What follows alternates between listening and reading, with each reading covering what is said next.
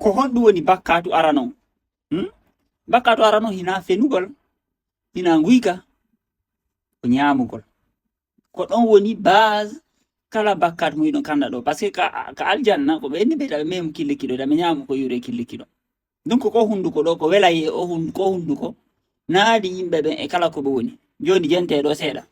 Everyone who ate breakfast this morning needs to hear this. Eating 3 meals a day was created by the Rockefeller Foundation. Our ancestors didn't eat 3 times a day. If they ate 3 times a week, that was a lot. Your body is meant to be in a fasted state. Why do you heal when you sleep? Because you're fasted. Your body's able to take the energy that it normally would use, breaking down and digesting food, and instead it's putting it towards healing and feeling sick. Don't go to the white coat who has no idea what he's talking about. Throw a 36-hour fast at it. Stem cells are activated. They go to the area of injury. They go to the areas that need healing. Your body thrives in a fasted state. Don't buy into the 3 meals a day. It was created to keep you fat, lazy, and reliant on the Rockefeller food system. Never should obesity be installed. Everyone Oyilan artude ɗum ɗo kadi oyi fami mi waɗi ɗo vidéo déjà fi ɗum oyini ɗo wo mamaɓe men ko porto jono wonde wolde a wo mamaɓe men andi ɓe ko janguɓe defte andi anna kiɗɗo no wawno wosi ɓe ñamino ha ko 3 fois e nder yontere haray ɗum ɗuɗiri ɓe sa 3 fois e nder yontere Elja Mohamed o innino déjà normalement ɓuri moƴƴude ko une fois chaque 3 jours goɗɗo ñamata nde wotere balɗe tati ɓe nder wotere nden noon wotere ɗa wawa déplat timmuɗo ñama ha hara kono feƴƴi ɗon a jotto 72 heures a ñamade hay fus sina ɓeɗe dara ko café hunni haray marre ko wonda e ɓira des trucs comme ça faaɓe joni ko hon woni bakkatu arano joni ɗo o explique que en fait ɓeydeɓe Rockefeller o wi ɓeɗo ko yahudiɓe jooma mbuuɗi andi dans les années 1900 ɓayti ɓe technologie on ɓe watti wawde remude hara industrie usine ne remira usine ji hara heɓa ñameteji bus on faami joni no kamɓe koɓe yeeyoɓe il fallait que yimɓe ɓe ñaama par ce que sa ñama nde wotere e nder par exemple e nder balɗe ɗiɗi balɗe tati a consommata on faami on heure jamamen mo inni ko bon ko satti o sattita goɗɗo ñama ɓuuri nde wotere e nder 24 heures ça veut dire que enugol soƴƴa hirto itako e tout ça ɗum ko fenani mais noon kadi ko wonde plus important ko a hunde régulier leere ñamtade nde hunde fixe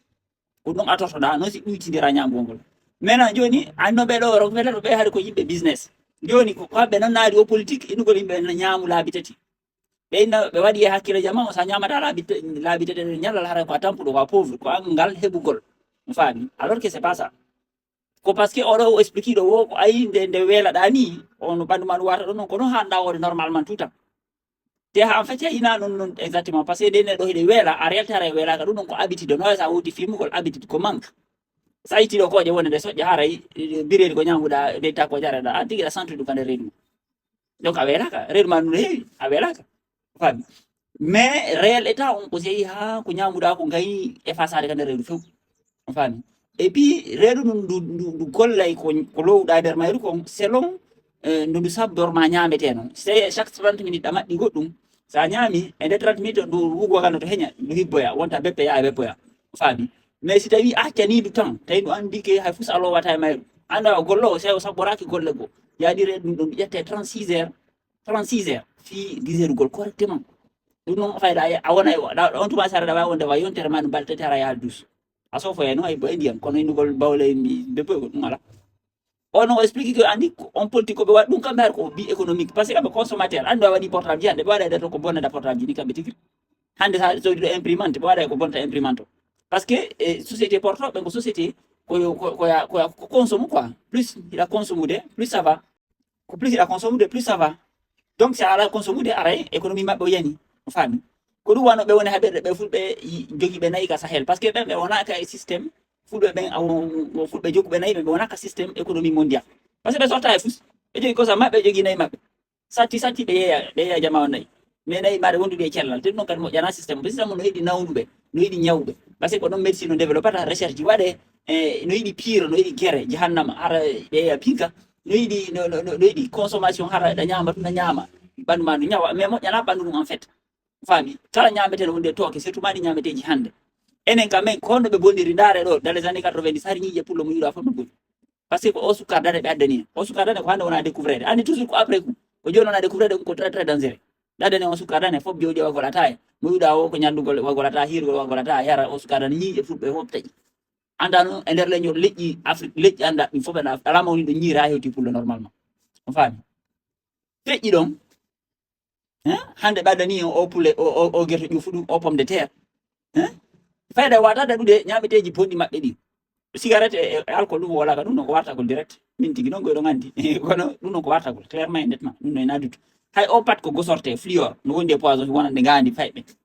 faami ɓe addi o vaccin normalement pay ko ma quoi être tout pour tout ha minimum l'âge de 7 à 12 ans hara jandina tale makko ko bonata ma kirki halkam minimum ko sa wata ha 7 ans ma du sina du wakkilo au moins 12 ans hara mo selli ay fusana tale makko jonno o nyamgol ko ɓaydi ɗo enen tikka men fulɓe ɓe law hari mawɓe ñamatani har koɗa wota ɓe ñamata ñallal har ko tellen 16 heures 17 heures ni mo kalan sarari ko defa ko ɓannete fof ñama ɗum nde wotere par ce que sa fini bimɓe sawi ka sunture ko sira mari ko kosan ana ɓori gasi faami mawɓe men ɓe wona mawɓe fuuta ɓe ndaare hande mawɗo men fof il faut o feeta ma ɗum o ñawa hande watti hay ñawgol wonti normal kamen alors que ñawgol na normal yiwgol maɗo diabète yiwgol maɗo tension yiwgol maɗo waɗɗo alzheimer o wi mawɓe hande ɓe alzheimer har e yejjita ko ñameteji ɗi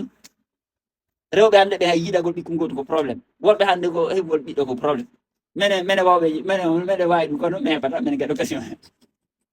oyi sike ɗi ñabbeli ayi wano kamen ɓe addi o mentalité un moment si debbo si tawi ɗa ɗewliɗa sewi ara ya sella joni noon hande porto ɗo holluɗen ke koyo yewdoge ka salje zim fiyo sewe oyi koko ɓuuri balani ɗuina cellal o ñamugol trop en sorte to ɗum se fala sellude par ce que ko ɓandu sellude yaadi hakkille sellude ko ɓandu ɗum addata sellude si hakkille kin sella ñameteji ma ɗi joue ko hakkille ma oɗo ɗi wattane yilla si a ñaami par exemple siɗa hoori miijoji busarta e ma hara hakkille ma kino deeƴi a monata ko si facilement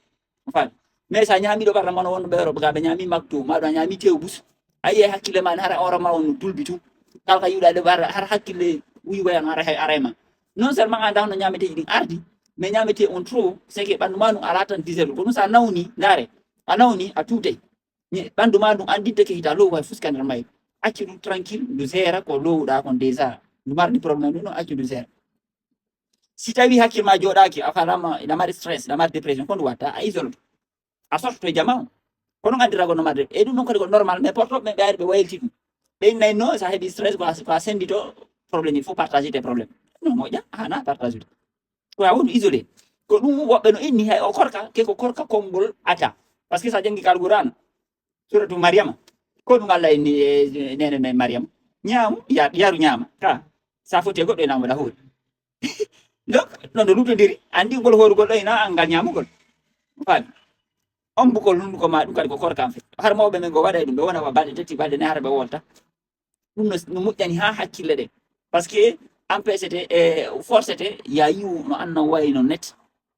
faami goɗɗo arali haalagoy donc en fait koko wonde wolde ɗo fi produit ugol société kelluɗo l'un des premiers points ko ñamete o mais noon hande c'est surtout très urgent par ce que fof no fotten ñamete ko wona ñamede hande ko fof fayda sina woɗɗo e fulawa hara pantiremanta hoorema fof ko empoisonné hay ndiyan nande ko empoisonné par ce que ndiyan nan waɗani ɗon produit ji soit disant fi filtrgol mais ɓandu ɗum allah no waɗi systéme immunitaire kelɗuɗo ka ɓandu mais il faut accanandu jam ndu wawa traitude faami mais siɗa ñamugol o plus de 3 fois par jour sellatade ko ɗum hande jama watti nawnare normal c'est à dire que heɓgol probléme guite probléme ñiiƴe probléme noppi probléme cancer probléme ni hay médecin ɓe busno fottani hay cancer sa angal ñamgol no ñawda cancer ɓandu no keɗɗi normalement voilà bon ko ɗum simi arti ɗo mbaɗno déjà vidéo fi ɗum mais ande que changement watta en changadi ɗi mode de vie koko ɓe naadi e mum mode alimentaire mode de vie façon gurnan ko ɓe addi ko c'est jokki on façon ɗon e yulte ko porto ɓe yulti ɗon woɓɓe roɓe no andi porto fof no nawni aye ɗo porto hara mari 30 ans sa yi ka yaasi inna hino neɗɗo kono sa andi nder ton hara munde ñabbeleji ɗa famata o mo nawni ɗa hara hakkille jooɗa laisse tomber